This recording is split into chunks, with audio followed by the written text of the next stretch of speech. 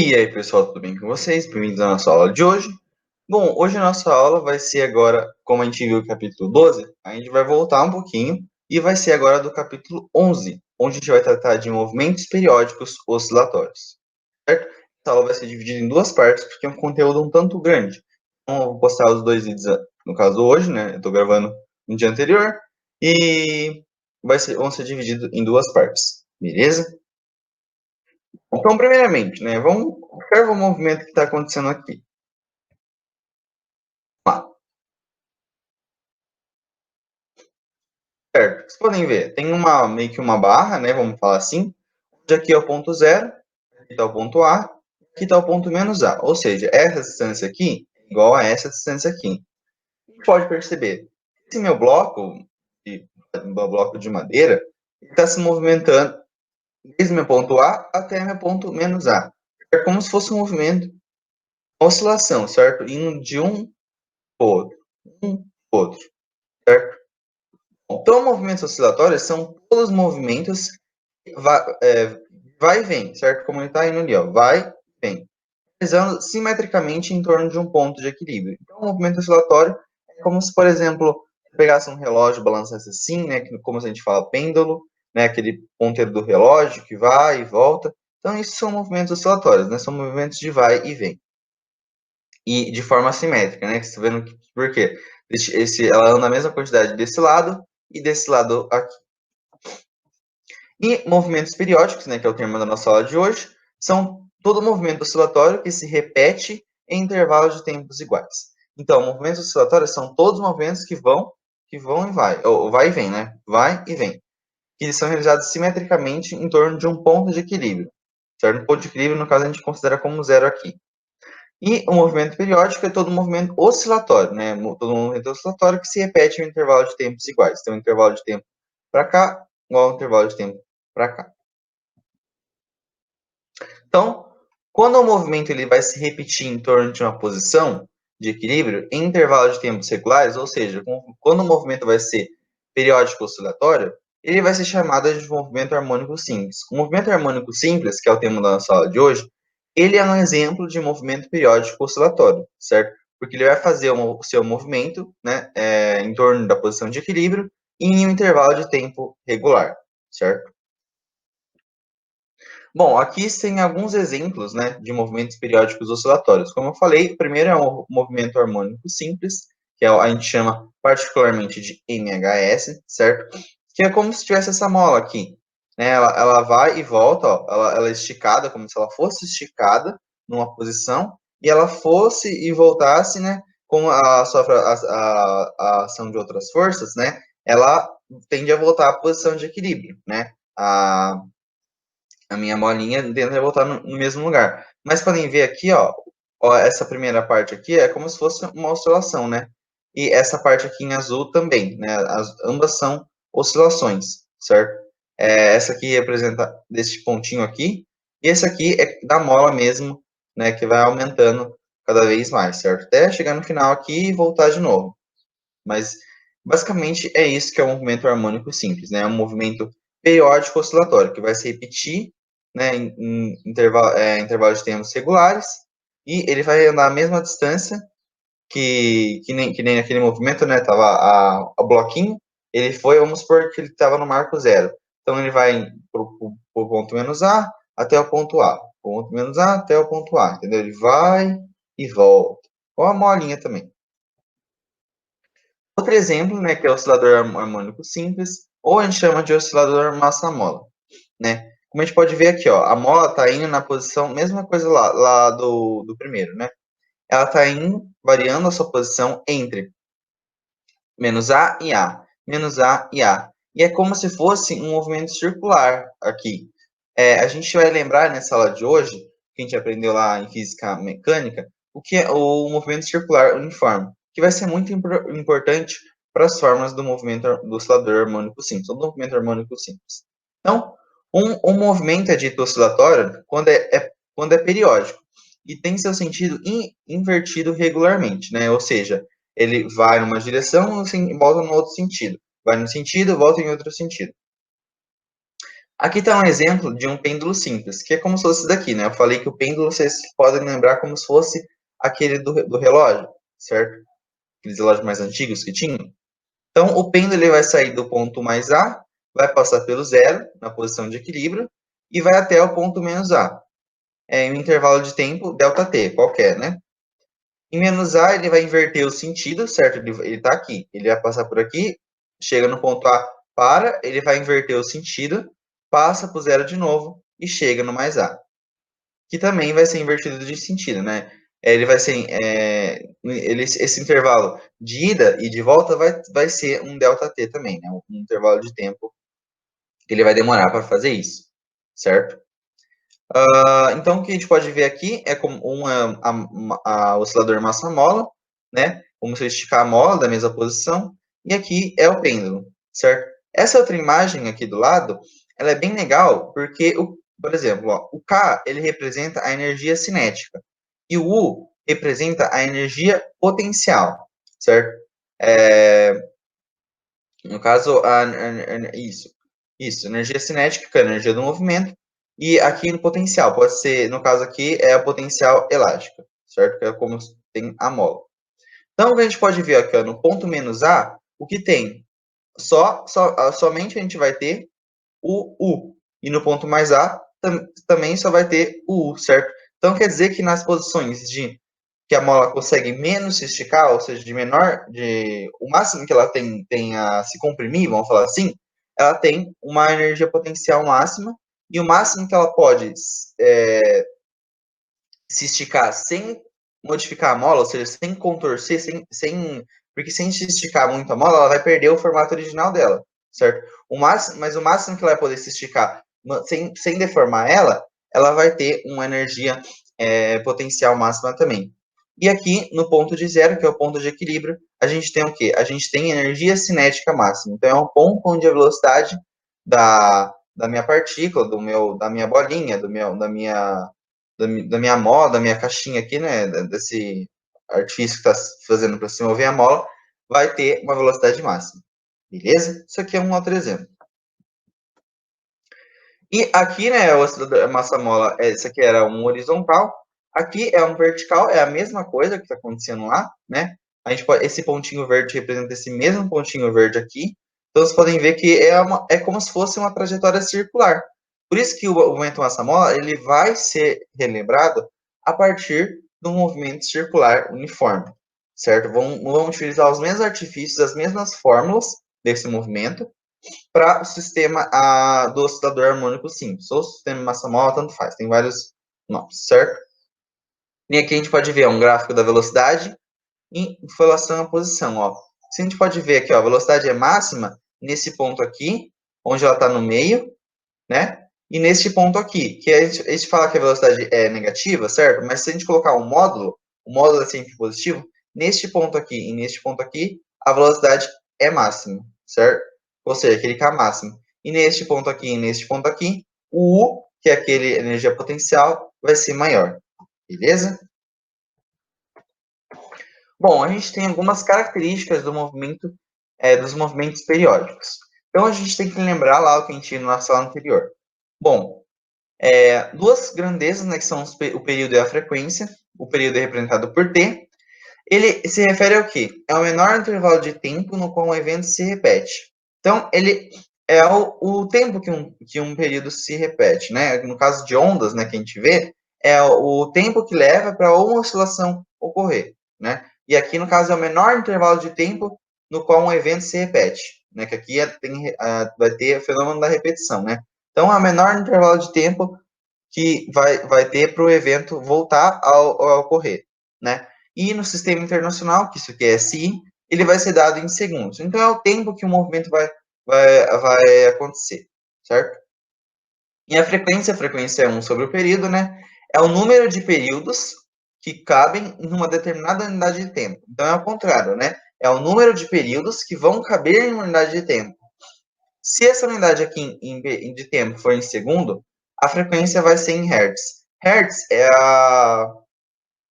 a unidade de frequência, certo? Só que quando a gente vai dividir, por exemplo, lá, número de de períodos por tempo, a gente tem que lembrar que o tempo sempre tem que estar em segundos, para assim a gente botar a resposta em hertz, certo? E a relação que a gente tem entre esses dois é essa daqui, que a frequência, ela, na verdade, nada mais é do que 1 sobre o período, certo? Porque o período é um intervalo de tempo, e a frequência é o número de períodos por um intervalo de tempo, certo? Quando eu falo por, é uma divisão, perfeito?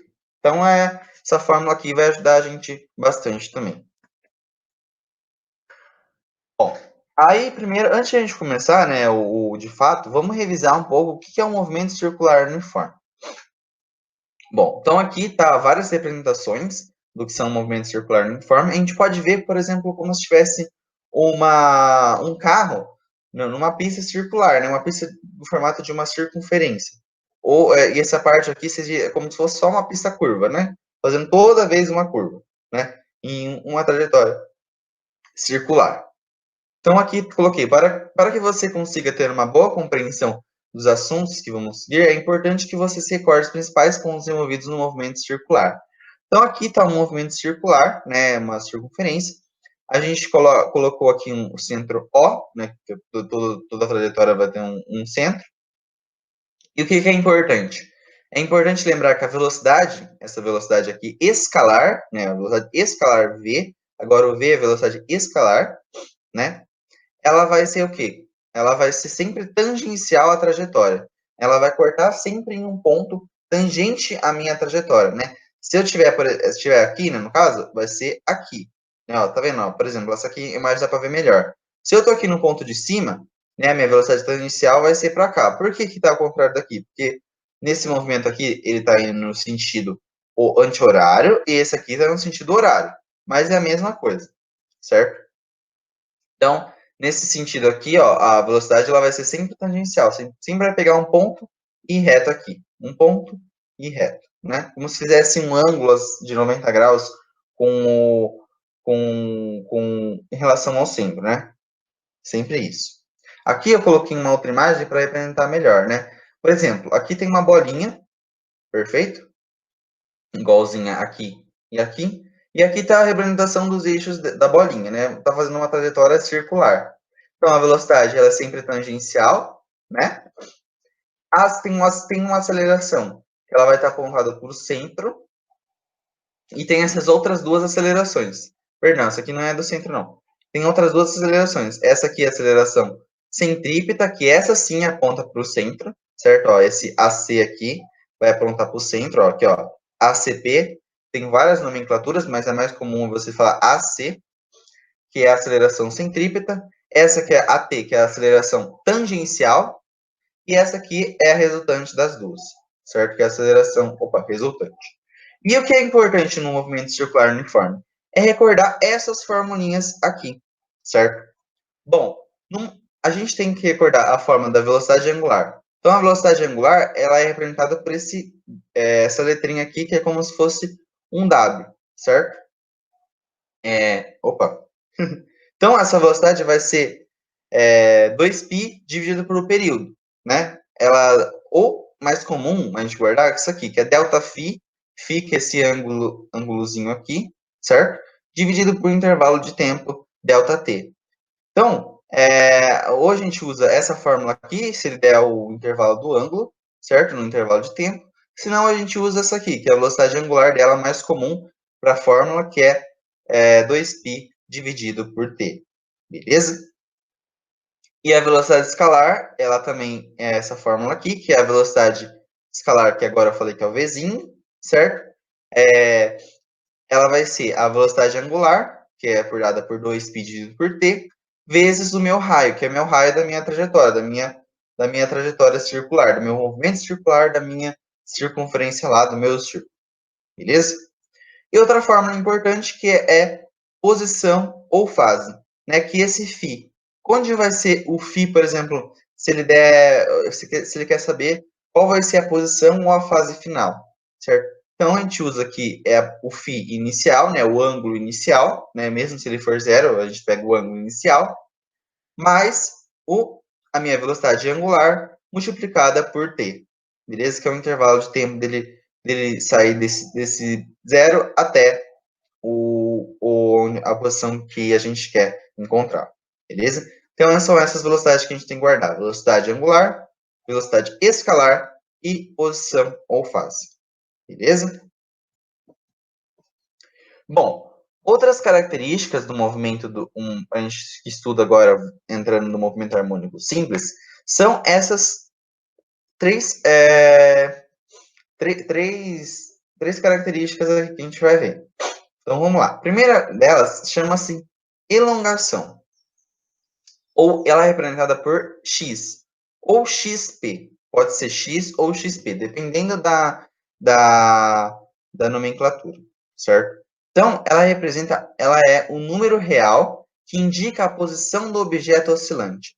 A gente pode ver aqui, ó, correspondente à abscissa, ou seja, a coordenada x no ponto P.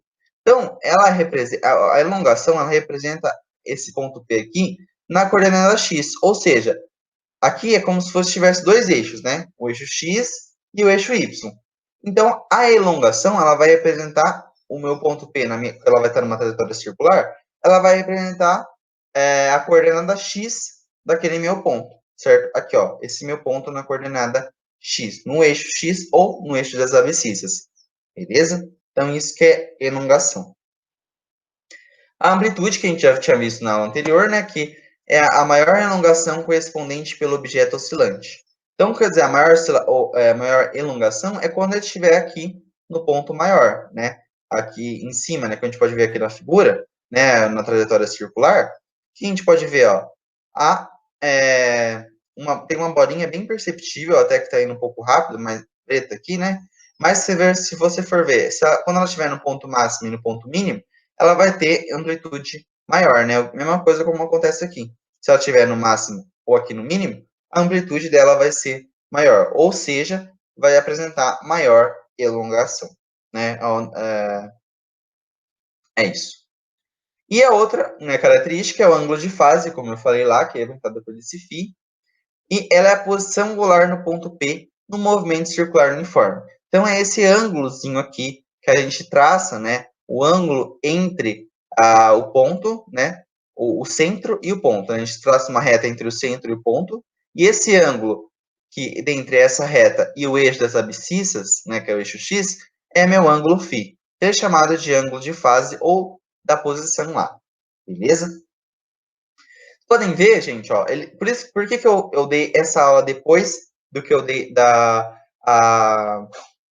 de ondulatória, certo? Porque vocês podem ver, ó, esse movimento aqui, ele é como se fosse uma onda, certo? Ó, o ponto P ele vai rodando uma trajetória circular e ele vai formando essa figura aqui, né? Que é como se fosse uma onda, não é como se fosse, é uma onda, certo? Ela vai ter um comprimento dela, vai ter um período dela, uma velocidade, né? Que eu sempre falei que a velocidade da onda, né, ela tem uma velocidade de propagação, certo? Então, a gente tem que ver isso daqui, perfeito? Bom, agora a gente vai ter algumas funções, né? Que são algumas fórmulas que a gente vai ter para gravar melhor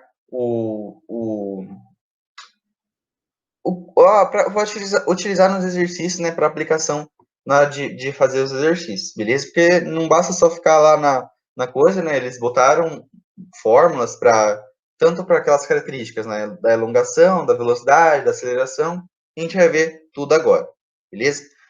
A elongação é como se fosse o nosso x, né, o nosso delta S que a gente está acostumado, certo? A nossa posição S, certo? Lembra como se fosse isso, certo? Mas chamada de elongação, beleza? Então, aqui eu trouxe duas imagens. Essa aqui é a imagem anterior e essa aqui é a imagem da nossa apostila, certo? Então, o que a gente vai fazer aqui? A gente vai achar vai achar artifícios, meios, tanto faz, de achar essa fórmula, certo? Não vou fazer a demonstração toda da fórmula aqui e tudo mais, mas basicamente como ela foi encontrada. Então, como vocês podem ver, aqui eu trouxe essa imagem porque dá para ver melhor o triângulo, que é esse aqui, destacado da figura que a gente vai utilizar, certo? O que a gente vai querer fazer aqui? A gente vai querer achar a elongação, ou seja, vai achar uma função para a posição x, beleza? Então, a gente vai fazer o quê? Vai aplicar, né, artifícios matemáticos para isso. Então, ó, se a gente pegar o cosseno de φ, o cosseno como que é? O cosseno é o cateto adjacente pela hipotenusa. Ou seja, quem é o cateto adjacente? Nosso x dividido por r. Como a gente quer encontrar x, a gente deixa o x isolado. Então, o x vai ser r cosseno de φ. Beleza? Mas vocês lembram que o φ, ele no movimento circular uniforme, né, quando a gente vai utilizar as fórmulas lá, ele é o quê? Ele é o φ inicial mais o velocidade angular vezes o tempo. Beleza? Então, a gente substitui esse φ aqui e acha essa fórmula aqui, né? A gente pode também, como a gente não tem raio, né, como a gente pode falar assim, a distância máxima que o ponto P, né, ele pode atingir a origem do módulo é igual a A, certo? Que é como se é a amplitude dele. Né? Lembra que é um movimento também oscilatório? Então, a posição no ponto P vai corresponder a uma amplitude lá da minha onda. Perfeito? Não importa se ela seja maior amplitude, menor amplitude, média amplitude, mas vai corresponder a uma amplitude. Então, para deixar a fórmula em termos como se fosse uma relação de onda, a gente substitui esse R aqui por um A, né, que o A é de amplitude. Então, a fórmula da minha função de elongação, ou para achar a posição x, né, do meu ponto na trajetória, é essa aqui, destacada em amarelo, certo? Onde meu x, né, minha função de elongação, vai ser a amplitude, né, vezes o cosseno de φ0 mais a velocidade angular, vezes o tempo. Beleza? Não tão complicado assim, né? Deu para entender como chegou, fez o raciocínio do triângulo lá, isolou o x, substituiu na outra equação e achou essa. Beleza? Bom, outra função é a função da velocidade, certo? Então, uma coisa importante que a gente tem que ter em mente é o quê? Lembra que eu falei que a gente vai ter aqui, ó, o v, que é a velocidade tangencial da minha partícula, certo? Mas se a gente pegar as coordenadas dela, essa velocidade é a velocidade resultante, né? Igual a aceleração, que a aceleração tem a aceleração resultante, vai ter velocidade resultante. E essa velocidade vai ser decomposta em duas, né? Que é essa velocidade para cima aqui, como se estivesse continuando o movimento, e essa velocidade aqui, que é mais importante para a gente, no eixo horizontal, né, é paralelo ao eixo x, que é a velocidade do mhs. Essa velocidade aqui que vai ser importante para a gente no nosso estudo, beleza? Se a gente fizer manipulações aqui da mesma forma do ângulo, a gente pode escrever esse VMHS como se fosse V, que é essa velocidade aqui, vezes o seno desse ângulo aqui, seno de φ, beleza? Então, a gente pode escrever em termos disso. Por quê? É como se esse φ aqui fosse um φ aqui em cima. Ó. Exatamente, eu vou colocar ali para melhor visualização. Esse φ aqui é igual a esse ângulo aqui. Ó. Esse ângulo é igual àquele ângulo aqui, então aqui também é um φ. Com isso, a gente pode fazer a relação. Né? O seno é o quê? O cateto oposto, que é o VMHS, dividido pela hipotenusa. Então, o cateto oposto dividido pela hipotenusa é o seno. Só que eu passei só o V multiplicando ali. Beleza? Bom, lembra, agora a gente pode utilizar, né, outros artifícios, né, o seno de φ, a gente substitui por aquele mesmo lá, né, o φ0 mais a velocidade angular vezes o tempo, certo? Se a gente for substituir na fórmula, a gente tem aqui que é uma função horária da velocidade, que é menos a velocidade angular vezes o ângulo, não, vezes a amplitude, vezes o seno de φ0 mais a velocidade angular vezes t. Beleza? Porque esse valor aqui, né, pode ser positivo ou negativo, né? Como a gente pode ver aqui. Então, nos pontos de inversão do movimento, ou seja, de v igual a zero, no ponto x igual a zero, a velocidade tem seu valor máximo. Então, é como se fosse, por exemplo, assim, né? Dependendo da posição onde ela vai estar, ela vai ter uma velocidade positiva ou uma velocidade negativa, né? que a gente pode considerar como módulo, né? O módulo da velocidade vai ser sempre positivo, mas importante lembrar que essa fórmula pode ser tanto positiva quanto negativa, beleza? Então, onde veio essa relação aqui? Porque a gente voltar uns slides, né? Vou voltar uns slides rapidinho. Aqui, ó, esse V, que é a velocidade escalar, ele é a velocidade angular vezes o R, certo? Só que o R a gente pode substituir por A. Por isso fica essa relação que a gente encontrou aqui, destacada em vermelho, vinho, tanto faz, né? Que é esse lado aqui, que é a mesma que esse lado aqui, beleza? Então, o que ele quis dizer? Vamos, por exemplo, assim, né? Essa relação aqui no pêndulo fica mais fácil. Vamos supor que o pêndulo comece no ponto A, certo? Então, ele está em uma velocidade que a gente considera essa velocidade nesse sentido da esquerda, da direita para a esquerda, como positiva. Então, essa velocidade vai ser positiva, certo? Quando ocorre a inversão de fase, né, que ele passa desse ponto, vai voltar, então a gente coloca como sendo a velocidade negativa. É isso que ele quis dizer ali, certo? Quando ocorre a inversão do movimento, beleza? Somente isso. Tá. A gente pode substituir, né? Ter outra relação, fora essa relação aqui, que essa equação que é conhecida como equação de Torricelli, que não vou fazer como fez a demonstração, mas é importante vocês gravarem essa fórmula aqui, que é a velocidade escalar ao quadrado, ela é a velocidade angular ao quadrado, multiplicada pela amplitude ao quadrado, menos o x ao quadrado, sendo que o x é aquela lá que é a posição de elongação, beleza? A função de elongação lá. Então, a gente pode ter tanto essa fórmula aqui, como essa, dependendo do que o nosso exercício for fornecer para a gente, beleza? E a última função é chamada função de aceleração e aceleração máxima, né? Então, como eu falei, a gente tem no movimento uma aceleração centrípeta que aponta para o centro, né? E aí a gente vai colocando os eixos. Essa aceleração centrípeta, ela é composta pela aceleração do mhs, né? Se forem ver, a aceleração vai estar na mesma sentido da velocidade, né? Então, a gente pode fazer o quê?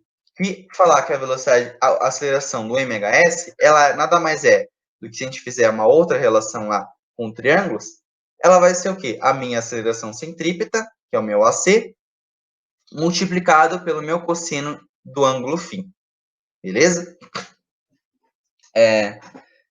Que também, como vou substituir o φ por φ0 mais a velocidade angular vezes o t, simples isso daqui.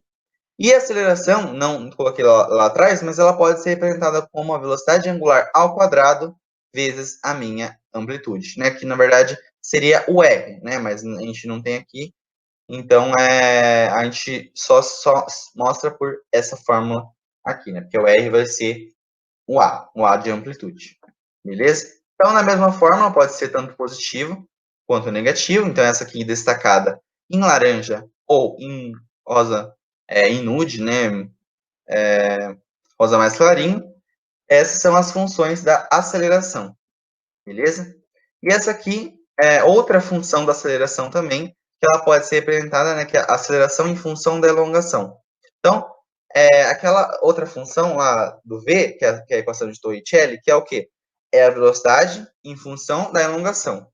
Agora, aqui é a aceleração em função da elongação, que eu posso representar tanto por essa fórmula aqui, como por essa daqui, que a aceleração vai ser menos a minha velocidade angular ao quadrado, multiplicado por x, que é a minha elongação. Beleza? Então, no ponto central, a aceleração ela é nula, pois x é igual a zero. Então, aqui no ponto central, x igual a zero, x igual a zero nesse ponto aqui, perdão, já falei, não falei errado. No ponto x igual a zero, né, nesse ponto x aqui, a aceleração nesse ponto vai ser nula. E nos pontos de inversão, temos que o valor valor de máximo e o valor de mínimo, certo? Nos pontos onde vai ter a inversão de fase aqui, ó. Como a gente pode ver aqui, ó, A positivo, então quer dizer que a aceleração é máxima, e o ponto de mínimo, que é o A negativo, a aceleração mínima, beleza? E nesse ponto aqui é zero. Aqui, Também a gente pode representar, né, aqui no caso, esse meu A máximo, né? Se ele pedir essas duas aqui, né, essa aqui é a aceleração do movimento harmônico simples, certo? Do MHS, essas duas. Essa aqui é a aceleração também no movimento harmônico simples, só que em função da elongação. E essa aqui é a aceleração máxima, certo? Que é nesse ponto aqui, onde a gente vai considerar apenas essa primeira parte da equação, não vai ter o cosseno. É como se o cosseno fosse 1, certo? Para multiplicar tudo ali. Beleza? Na verdade, ele é 1, né? Porque se a gente for nesse ponto e nesse ponto aqui, a gente não vai ter esse nosso φ. E se a gente vê o cosseno, lembra o cosseno? Aquela relação trigonométrica da circunferência, né? O cosseno tá com sono, né? Tá cansado, como a gente fala. Então, tá deitado, perfeito? Então, o cosseno é como se fosse o nosso eixo x. Então, nesse ponto aqui, o cosseno vai ser 0, e o cosseno de 0 é 1, ou o cosseno de π, que é aqui, vai ser menos 1, beleza? Então, a aceleração máxima pode ser representada aqui, por essa fórmula aqui, e a aceleração mínima, basta a gente colocar um menos na frente aqui. Beleza, galera? Acho que estou indo bem devagar, tentando pegar raciocínio. Eu sei que é um pouco complicado, gente. Eu sei que essa matéria é complicada. Eu até preferia fazer outra hora, deixar ela por última, mas resolvi fazer aqui na mesma sequência do livro para estender para outros assuntos posteriores, beleza? Essa matéria é bem legal quando na parte de aplicação e tudo mais, porque esse movimento harmônico simples está no nosso cotidiano o tempo inteiro, né? A gente vou falar mais um pouco de aplicações quando a gente for para a parte 2 da nossa aula, beleza? E o que é importante? Bom, aqui, visto todas aquelas funções, né, a gente tem aquelas três funções de elongação, de velocidade e aceleração, a gente tem aqui os gráficos do movimento harmônico simples. Aqui a gente tem um gráfico da posição em função do tempo, né, e representando como se fosse uma mola aqui também, né, que a mola é um exemplo de movimento harmônico simples. Então, quando ela está esticada ao máximo, ela vai ter o quê? Amplitude máxima. Se ela voltar nessa posição aqui, né, que é a posição 0, é como se fosse estivesse nessa posição aqui, certo? Quando ela estica ao máximo de novo, é a amplitude, só que agora negativa, mas a amplitude máxima também, né? Lembra que esse valor aqui é o mesmo desse valor aqui, certo? E ela vai variando em função do tempo. Quer dizer que é a posição do meu objeto em função ao meu tempo, né? Então, começa sempre com amplitude maior, né? Que a mola está esticada, e ela vai ela vai se movimentando, né? Tendo um movimento periódico oscilatório, beleza? Outro gráfico, só que agora da velocidade em função do tempo. Então, se a gente for ver, ela começa com uma velocidade inicial 0, né? Porque ela está parada, estou esticando ela. E a partir do movimento dela, a partir da trajetória dela, que ela vai se mover, certo? Ó. Então, percebe-se que a velocidade é 0, neste ponto aqui, neste ponto aqui, neste ponto aqui, neste ponto aqui, quando ela vai estar aqui, ó, mais esticada aqui, e a velocidade vai ser máxima. Lembra? Quando ela vai passar no centro da trajetória, certo? Quando ela vai estar na posição de 0, lembra? É como se ela estivesse oscilando do A para o menos A, certo? Então, aqui é como se fosse meu ponto A, certo? Aqui está o A dividido por 2, aqui o 0, aqui está o menos A dividido por 2, aqui o menos A. Entendeu? Então, como se ela oscilasse nessa trajetória, sendo que nesse ponto aqui, onde ela passa no ponto 0, ela tem uma velocidade maior, e nesses outros dois pontos aqui, ela tem uma velocidade 0, certo? Que vai predominar o quê? Energia potencial. E o último gráfico é a aceleração em função do tempo. Né? A aceleração, como eu falei, né? Ela é representada por essa fórmula aqui, né? Que é a aceleração mínima, e essa aqui é a aceleração máxima, certo? Então, quando ela está esticada aqui, como a gente pode ver, o movimento ele vai ser, como a gente considera sempre o movimento, né, da esquerda para a direita, certo? Como se fosse positivo. Não sempre, mas normalmente, vamos falar, não casualmente, mas vamos falar para ficar mais fácil, talvez por costume, né, a gente considera o movimento sendo positivo da esquerda para a direita, beleza? Então, como ela vai estar se movendo da direita para a esquerda, é como se fosse negativo, certo? Vai ter a aceleração lá negativa, Depois, nesse sentido, aceleração positiva, negativa, positiva, negativa, positiva. Beleza? E neste ponto aqui, como eu falei, em x igual a zero, a aceleração vai ser zero. Beleza?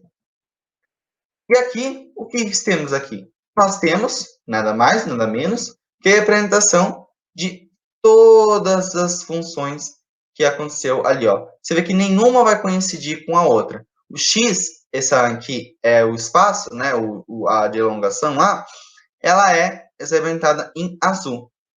A velocidade representada aqui em vermelho e a aceleração representada em verde. Se você for ver, quando nenhuma vai se... Ó, pode ver aqui, ó. Quando essas duas aqui, ó, elas vão se colidir, né? Essa azul, né, que o x com a aceleração.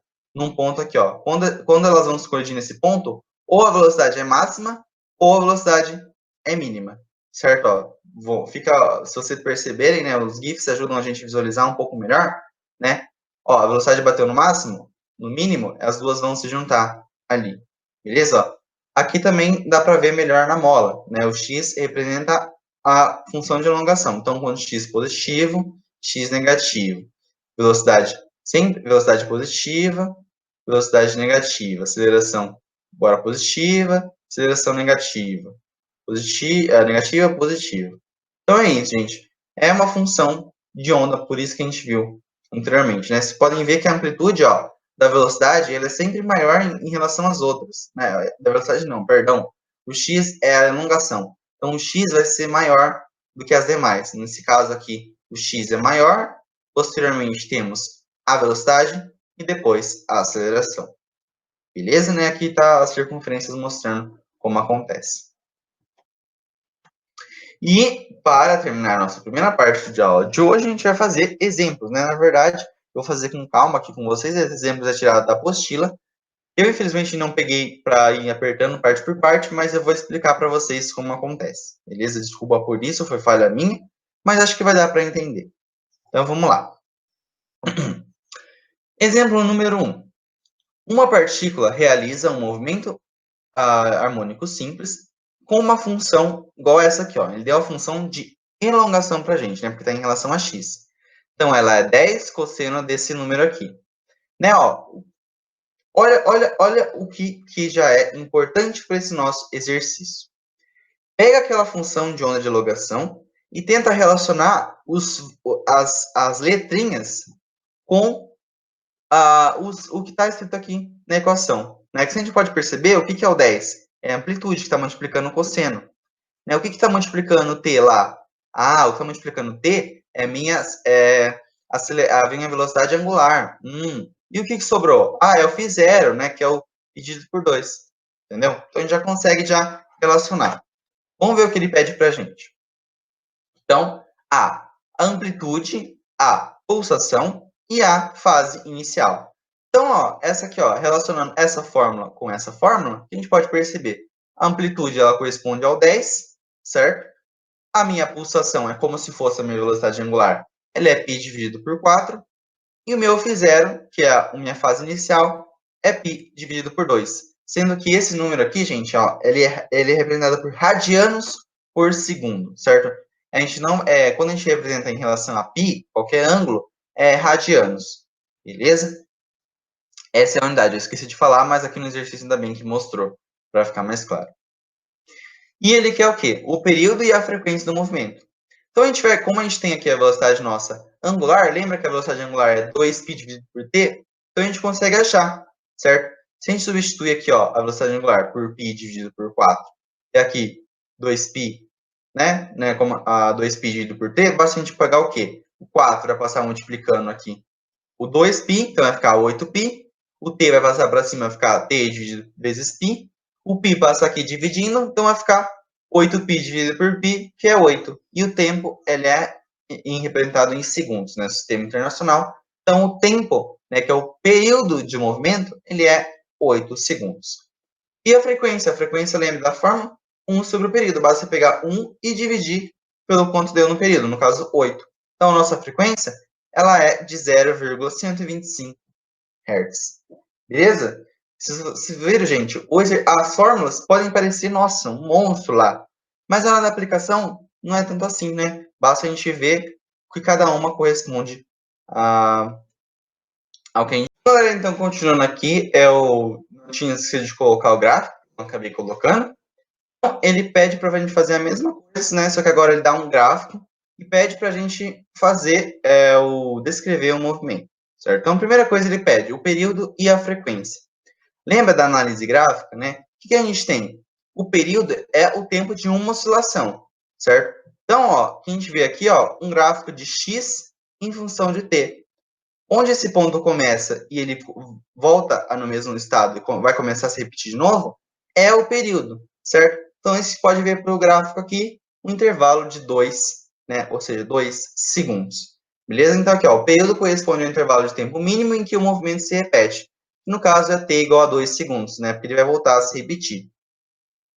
E a frequência é 1 sobre o período, então vai ficar 1 sobre 2, que vai ser a frequência de 0,5 Hz.